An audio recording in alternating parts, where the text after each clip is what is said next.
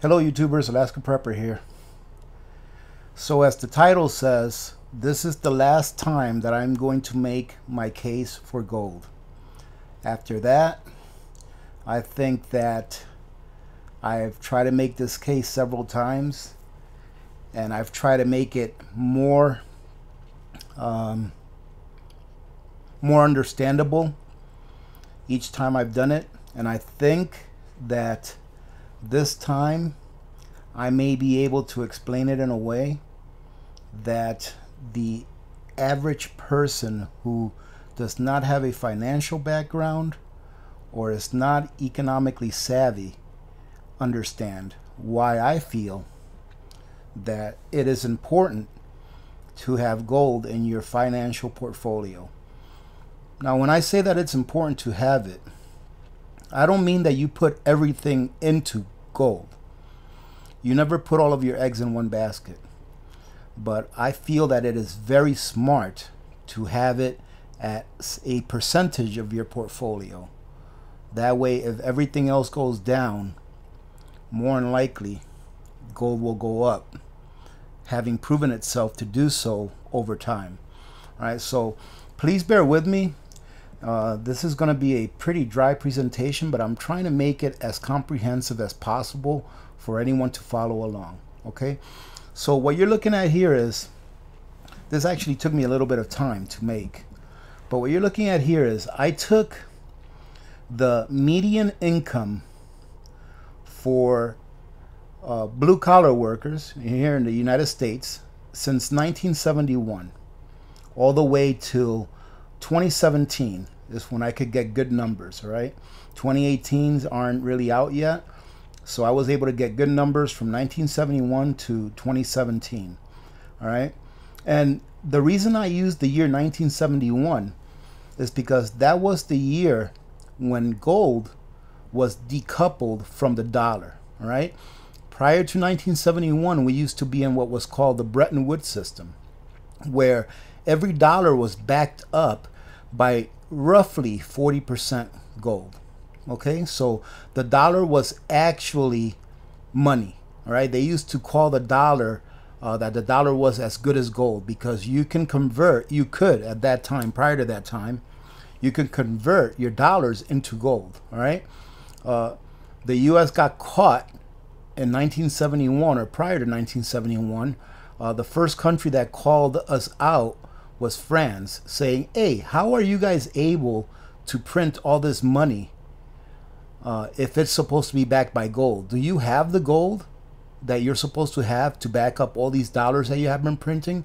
So they asked for their gold back, and then other countries started catching on, started asking for their gold back, and President Richard Nixon, he pretty much had to decouple the dollar from gold, pretty much defaulting on the dollar, all right, on the 15th of August 1971, because he knew that we did not have enough gold to back up all the dollars that we had printed. All right, and you can look that up anywhere. All right, that's public knowledge. You can look that up and find it and read that for yourselves. All right, so it was August 15, 1971 is when Richard Nixon decoupled the dollar from gold. That's why I start from 1971 when I do these presentations. Okay, so what I did is I took the median income of people that live here in the United States from 1971 all the way to 1917. Okay, so as you can see, in 71 the median income was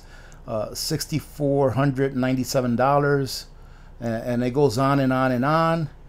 2017 the median income was $50,321. Okay, so what I took is, if a person back then started their careers and they were, you know, going to work 30, 40 something years, right, which is what an average person works. An average person in the US usually starts working between the ages of 18 and 22, and then they usually stop working anywhere between 62 to 67. All right, so this is a pretty relative presentation as to the work span of the average American. All right, if they took 15% of their pay each year and converted it into gold, all right, at the price that gold was that year, all right?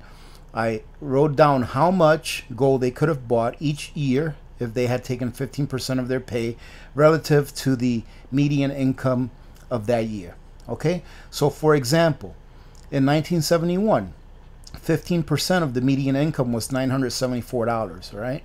In 1971, an ounce of gold was $44.60, meaning that in 1971, someone could have taken 15% of their pay and turned it into just shy of 22 ounces of gold, right? And so forth. And as you can see, as the years go by, the numbers go up and down, but the trend is really kind of down, right? You can see that once we get here to 2017, if someone takes 15% of their median income, they're only able to buy about 6 ounces of gold, okay? And then what I did was I went ahead and I starting in 72, because these prices that I have here for gold are the price of gold at the end of the year, right? So at the end of the year 1971, it was 44.60 and so forth, all right? So as you can see here, I started with the inflation rate as reported by the government by year for those years, right? And I didn't put an inflation rate here in 1971 because, like I said, this was at the end of the year. So I started with the inflation rate in 1972. Okay, so in 1972, the inflation for that year, as reported by the government, was 3%. 73 was 3%. 74, 9%. All right, 75 it was 12%, and you can see all the numbers going all the way down. Then what I did was I took the inflation rate and I got the cumulative, I think I probably spelled that wrong, but the cumulative number of inflation. So what I did was I created a formula over here where I added this inflation rate, or I got the percentage of inflation that rose from the last year, and then I added this interest rate. I mean inflation rate. All right. So as you can see, that when we added 1972's inflation to 1973, all right, and got the cumulative inflation from 1972, which was 3% plus 3% of 3%, it ended up being 6.09%. All right. So from 1972 to the end of 1973, the inflation was 6.09%. And I did that for every single year. And as you can see, that inflation as reported by the government from 1972, when you add them all up together, all right, you have a total of just shy of 200% inflation from 1972 to 2017. Now, the inflation rate and what the dollar can buy you are two different things, because there's different forces that dictate what the dollar can buy you. Okay, so I'm just going by the inflation rate, all right, because I'm assuming that a dollar in 1971, it would probably take $3 or $4 or $5 to buy the same thing today. But what I'm doing is I'm using the government's own numbers. Okay, so as you can see here, from 1971 to 2017, we have inflation of just shy of 200%. Okay, and this is where I'm going to make my case for gold. Okay, and I'm going to show you a few charts that will hopefully give you a little more perspective on why it's a good idea to have gold as part of your portfolio. Now, ladies and gentlemen, I have to say this so that somebody doesn't want to sue me in case gold goes down a little bit, because I do think that gold will be going down here in the future. But let me say this, I'm not a financial advisor. I'm just a layman that likes to follow these kinds of things because I find this interesting, and I really do personally believe that gold is a very good hedge against the dollar, against inflation, against governments. Okay, so like I said, so we've come up with about 200% inflation over the last 40 something years. All right, and this is just of the dollar. All right, as far as the government's number goes. So you know, this is the best I can do with the numbers that I had. All right, so had a person spent 15% of their median wage between 71 and 2017, they would have been able to buy $425. I'm sorry, 425.9 ounces of gold. Okay? Now, if you take 425.9 ounces of gold and you multiply it times today's gold price, which I believe is actually $12.90. So $12.90 is what it was today, I think. All right. Your 425 ounces will get you $549,000. All right. So roughly $550,000. And the money that you spent getting those 425 ounces of gold was $184,000. So you increased your return on that gold that you bought was 300%, which is 100% more than if you would have just put the money to the side. Okay? So here you're getting 300% return, all right, on your fiat had you purchased gold, whereas that fiat would have only gained you 198%, right? So I hope you're following along here. So right here, this is a case for gold right here. This is a good reason. Just this right here is a good reason to hold gold and buy gold over time. Dollar cost average gold over time. And what I mean by dollar cost average, ladies and gentlemen, is that gold doesn't stay the same price all the time. It goes up and it goes down. It goes up and it goes down, right? As you can see, here it was down, here it was up. Up, this was up, up, and then it went down. It went up, it went down. It went down, it went up. It went up, it went up, it went up, it went down. So it goes up and down. And dollar cost averaging means is that you take that same 15% or 10% or 5%, whatever it is that you decide that you want to use for your gold purchases. And it doesn't matter what the price is. You're going to spend that 15% or whatever percentage is on gold every month, right? Or every year. And that's what you end up with. That's dollar cost averaging. Okay? For example, whenever I go to buy a 10th ounce of gold or whatever I get, I really don't care what the price is. I just tell them, hey, I want a 10th ounce of gold. And I've gotten 10th ounces of gold for as low as $120. And I've gotten 10th ounces of gold for as much as $150. Right? So I just go get a 10th ounce. Sometimes it's more, sometimes it's less. But what I think is that what history shows us is that in the end, gold will be there, you know, and will hold its purchasing power, right? As in this case right here, gold definitely held its purchasing power. All right, we had inflation of 198%. Well, you got a return of 300%, right? Right here. All right, so that's what I came up with that. Okay, now some people are going to say, well, let me get this out of the way really quick, okay? Being that we're still really early into the video. Ladies and gentlemen, I understand that gold is not for eating. Some people are going to say, what good is gold doing for people in Venezuela right now? Okay? I think that before anyone purchases any precious metals, that they should have their first 3 B's of prepping taken care of. You should have your biological needs, i.e. food, water, shelter, warmth, all those things that you need to take care of your biological system. Then you should have your medical needs, all right? Prescription medications, vitamins, aspirin, all those kinds of things. Hygiene, you know, hygiene items. And you should have self-defense, okay? A way that you're going to be able to protect yourself, your family, and your preps. Because if you don't protect your preps, then how your preps supposed to take care of you if the toughest guy on the block comes over and takes them from you, right? So for those of you that are going to say, you know, what's gold doing for Venezuela right now?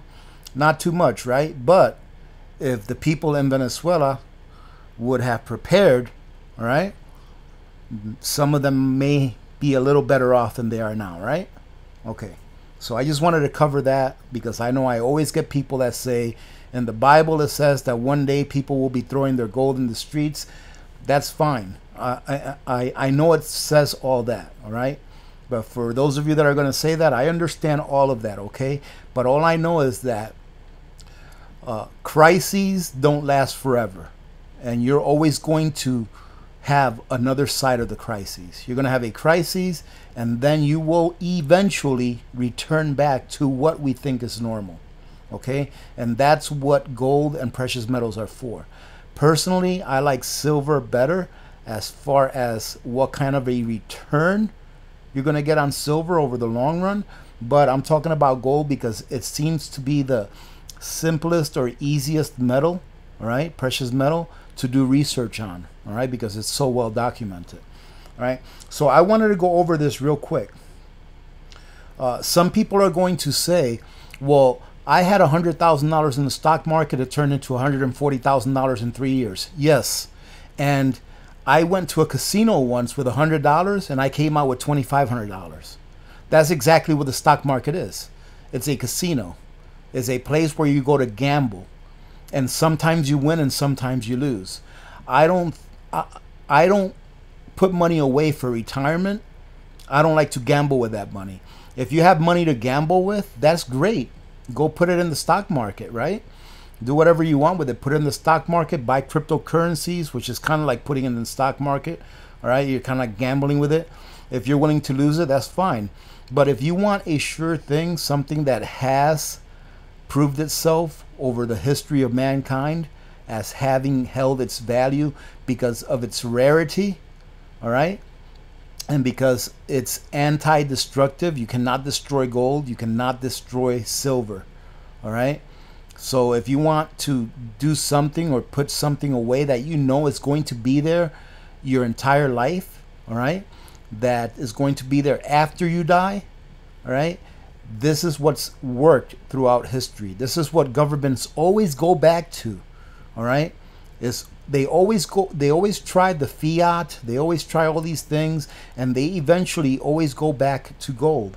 Why? Because gold works, right? Eventually people wake up and they say, hey, we need something real to represent our value.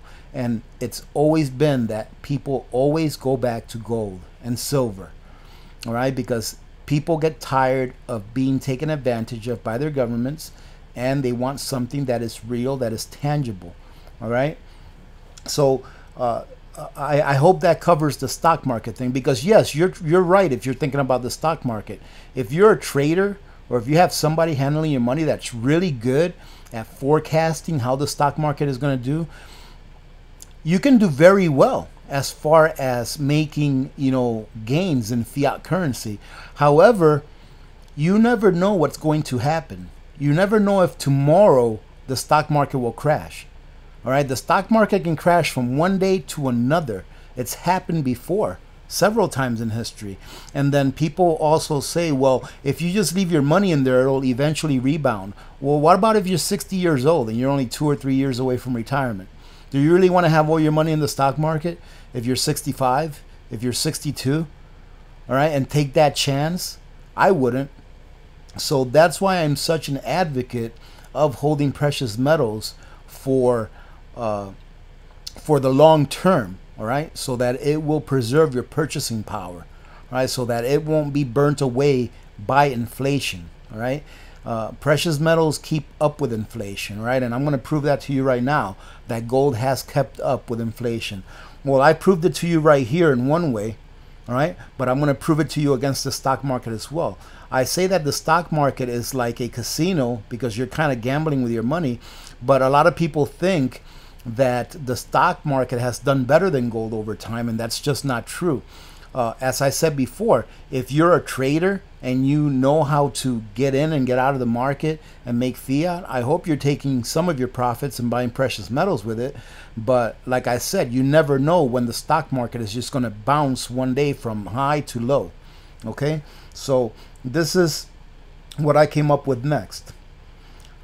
Today's gold spot price is $12.98. Oh, so I said $12.90 up here. It's $12.98. Let's go and type that in.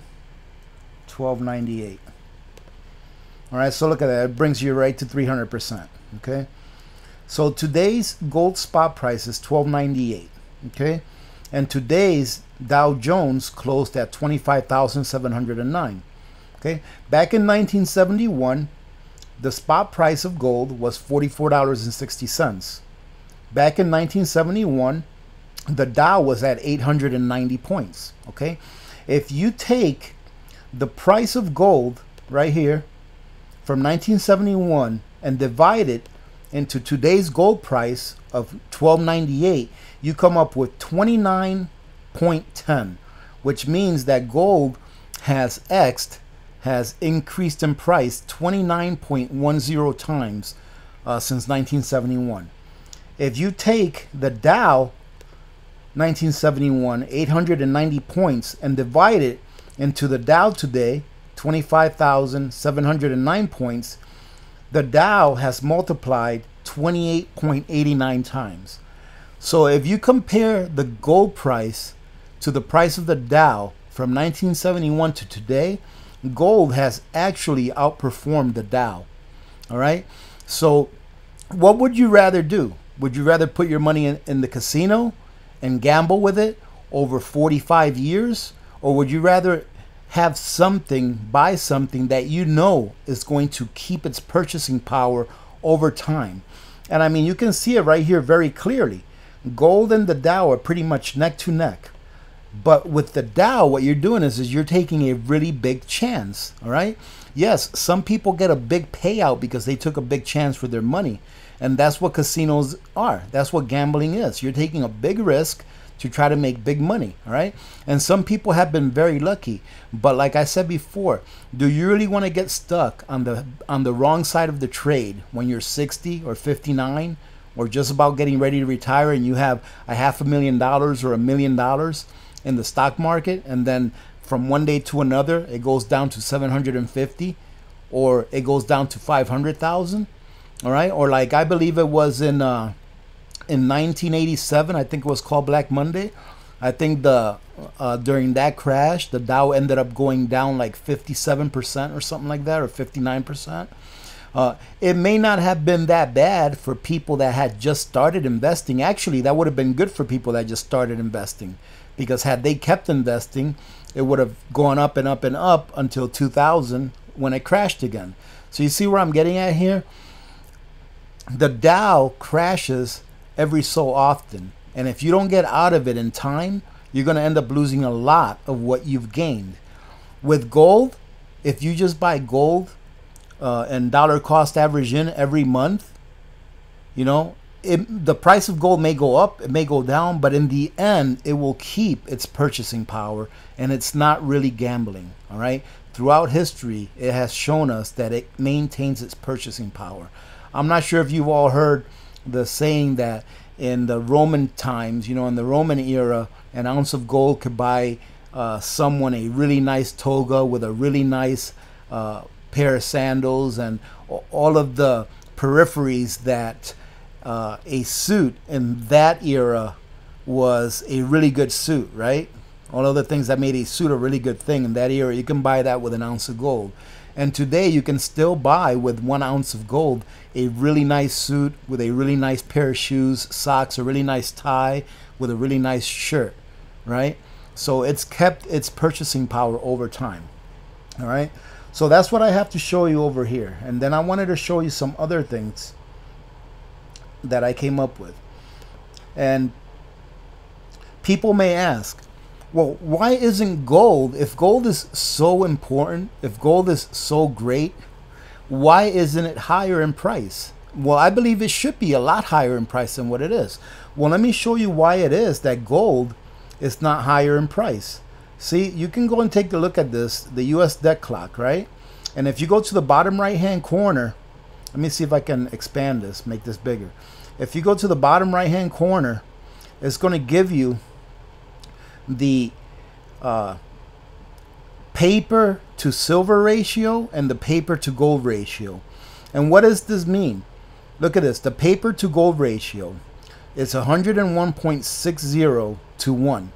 What that means is that in the gold market, all right, in the world gold market, there is 1 ounce of gold, all right, of physical gold that is represented by 101.6 ounces of gold that is sold in promissory notes or gold contracts or paper, right? So 106 ounces of gold that exist in the paper form. So meaning someone wrote a certificate and said, you have 106 ounces of gold that you can redeem. Well, that 101 ounces of gold that you can redeem, right? That 101 ounces of gold is only represented by 1 ounce of physical gold. So for every 101 ounces of paper gold that's floating around in the market, only 1 ounce of physical gold exists. Which means that if 101 people bought a piece of paper saying they owned 1 ounce of gold, only one person out of that 101 people would be able to redeem that certificate for the 1 ounce of gold. The other 100 would be out of luck because the gold does not exist. So through the laws of economics, just through the simple laws of economics, right, of supply and demand, when there is more of something in the market, what happens to the price? It goes down. Well, the market is being told that there's 101 times more gold floating around in the market than what there actually is. All right. So the price of gold is being suppressed by all of the paper contracts that are floating around in the market. Now, what would happen if everyone that was holding a paper contract wanted to cash in their contracts for physical gold? Only 1% or less than 1% of those people would be able to actually redeem their contracts for physical gold. All right. That is why the price of gold is so low. It should actually be a lot higher. I could actually do a video where I can actually argue for a price of gold right now to be at about $2,200. But I'm not going to do any more gold videos. All right. I can actually argue that the price of gold should be $2,200 right now. And that's still very, very low. Right, and look at silver. Silver is in the same, if not, it's actually worse than gold.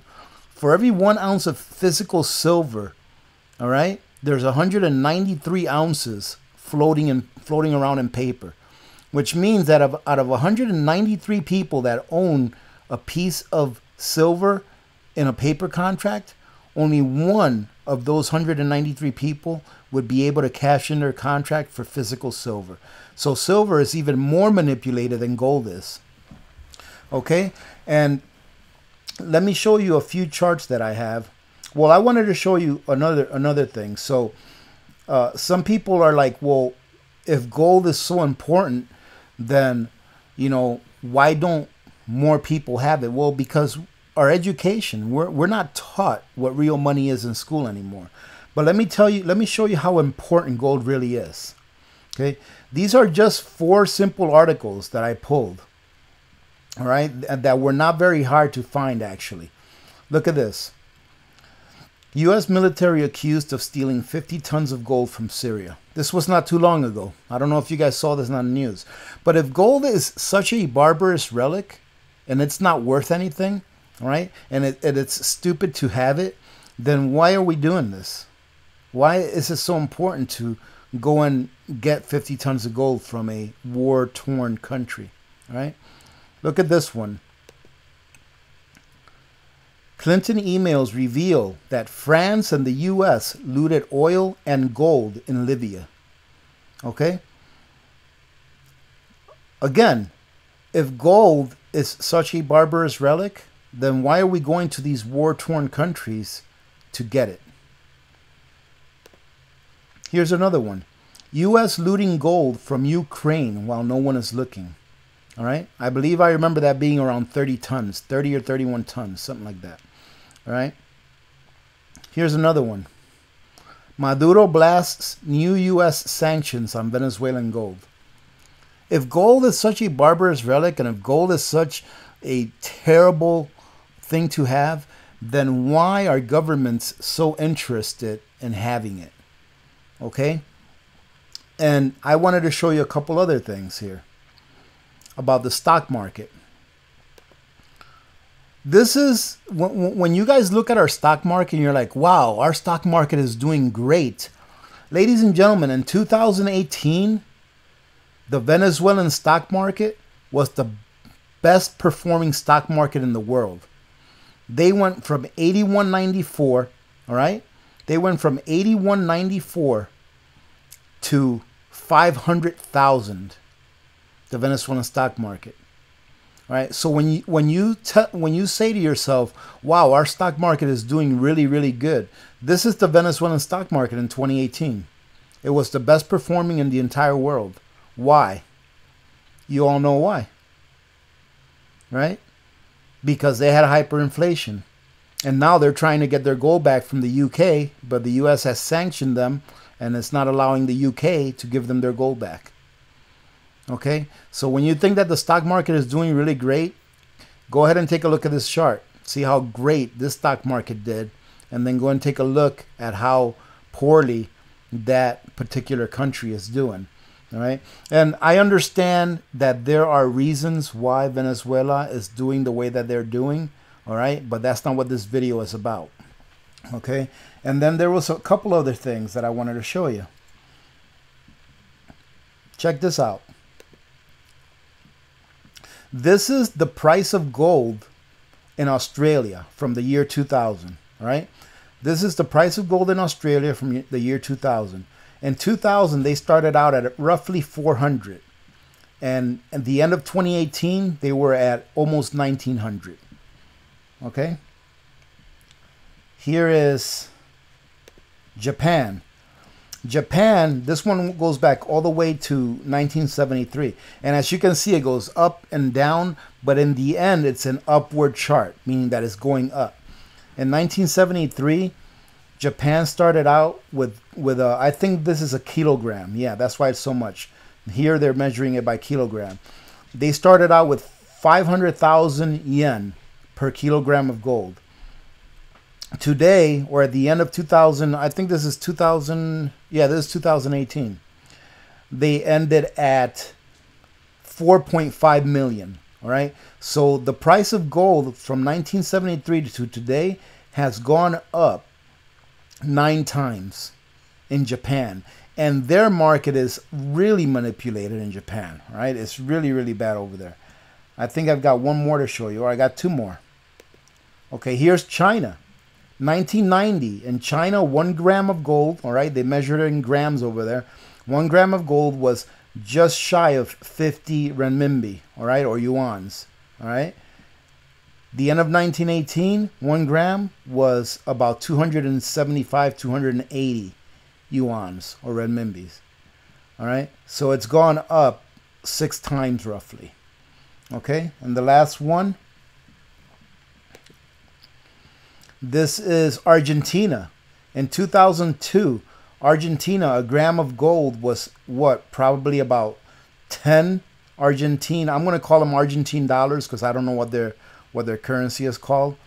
But a gram of gold was probably around 10 Argentine dollars in 2002. Today, at the end of 2018, it was almost 1,800. All right, ladies and gentlemen. So gold's job is to maintain its purchasing power, and gold will always maintain its purchasing power, and it's for a very simple reason. It's because people measure gold the wrong way. People measure gold in dollars when really what you're measuring is the dollar versus gold. All right, when people say, oh, gold went up today, no, it's not that gold went up in price. It's that the dollar got devalued, lost value, or gained value. All right, depending on the other currencies that it's valued against. All right, so if you get your mind around, instead of pricing gold in a currency, you price that currency in gold, because gold doesn't lose or gain value. Gold retains its value. It is the currencies that are being used to price gold that lose or gain its value, evident by this chart. As you can see here, gold had just as much value back in 2002 than it does today. It's that their currency lost so much value between 2002 and today that it takes more of that currency to buy that same amount of gold. All right. That's it, ladies and gentlemen. I'm going to try and not make this video too long. All right. Because I think that I've said everything that I need to say about this. But like I said, this is going to be the last video that I do about gold. I truly hope that you get something out of this and that you understand why I feel that it is so important to hold some precious metals in your portfolio so that it can protect your purchasing power if you ever need it to. Okay, I think it's okay to have money in the stock market, all right, but you always have to remember that you can lose that money at any time. All right, where was this that I forgot? Oh yeah, a month or so ago, that I think it was Wells Fargo, that they had a glitch, and I did that in air quotes. They had a glitch that all of their ATMs stopped working, their banks, their electronic banking stopped working, and all that kind of stuff for like 3 or 4 days. What if that happens with the stock market? What if all of a sudden someone says, yeah, there's a glitch in the stock market and the entire stock market is down for the next 2 months or 3 months? Then what are you going to do if all of your money is tied up in the stock market? Just think about that. If you have precious metals, you'll at least be able to have some of that on hand in case something catastrophic happens with the stock market, with our internet, with our satellites. For example, there's supposed to be a coronal mass ejection headed our way. All right, I think it's supposed to get here tomorrow. All right, and it's not a big one; it's a small one, so it's really not, more likely not going to do any damage. But what if we do get a really big coronal mass ejection that takes out, the satellites, and we don't have any internet and things like that? Yes, some of you are going to say, if that happens, then we'll have more things to worry about than the stock market, and I would agree with that. However, like I've said before, would you rather have your wealth in something that you know it's going to be there after the dust settles? What if something like that does happen and the satellites get taken out and we lose all our internet and all that kind of stuff for a year or 2 years, however long it may be, and then eventually we get all of those things back, but none of the records were kept of who had what and where? All right, at least if you have some real money in your possession, all right, if you don't hold it, you don't own it. Just like all of those people that have money in paper contracts, in gold paper contracts, they don't own any gold. All they own is a promise that they will get some gold for that paper contract. All right, a promise that I have just shown you would never be able to get filled. All right, only 1% or less of the people that hold those paper notes that say they own gold would ever be able to get the gold that they say they own. All right, so that's my case for gold. I'm going to leave it at that. All right, I'm not going to beat the gold dead horse anymore. I will leave it with, I do believe that silver will be a lot better than gold in the long run. Okay, because silver is extremely manipulated, even compared to gold is extremely manipulated. Okay, having said that, ladies and gentlemen, I really hope you got something out of this. All right, I hope you stayed till the end so that you can get a good perspective on how I see that gold is something that's necessary. Gold, when I say gold, I mean gold and silver. All right, so you can see how I really believe that gold is something that is necessary for someone to hold. Because look at this, I guarantee you that in Argentina, if somebody was holding gold when they were buying it at roughly $10 a gram, right? If somebody was holding gold over here and they held on to it, I bet you they're very happy now, right? Not necessarily very happy because they're getting rich off of it, because they're not. Because over there, they're going through some kind of a hyperinflation as well, as you can see here, right? But because the gold that they held in their hand is still available for them to buy them the things that they needed without having had depreciated in value. It's maintained its value and its purchasing power. All right, ladies and gentlemen, having said that, I hope you've had a good week today. I'm going to put this video up for Friday. It's Thursday evening right now. It's Friday Eve. Oh, happy Pi Day, by the way. All right, today is March 14th, so happy Pi Day. I'll talk to you guys on Sunday. All right, I probably won't be doing a premiere on Saturday, but I will talk to you guys on Sunday. I have a pretty good video for Sunday, actually, so I hope you guys will join me on our premiere on Sunday, 8 a.m. Alaska time. All right, so hope to see you all there. And I hope you guys have had a really good week. Thank you very much for spending a few minutes here today. Thank you to all of you as well for all of your support. I truly do appreciate it. All right. Having said that, remember to be good to each other. When good people do good things happen. Remember to reach one, teach one, and repeat. If we all did this, the world would be a better place, and you know that it will be a better place. Many blessings to all of you and your families. This is Alaska Prepper, and I'm out.